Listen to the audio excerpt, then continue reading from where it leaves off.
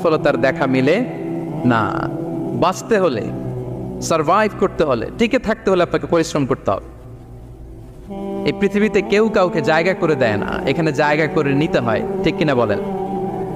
আপনি যদি পরিশ্রম করেন, পরিশ্রমে যে ঘাম ঝরে শরীর থেকে, পরিশ্রমের ঘামে জন্ম নেয় সফলতার বীজ।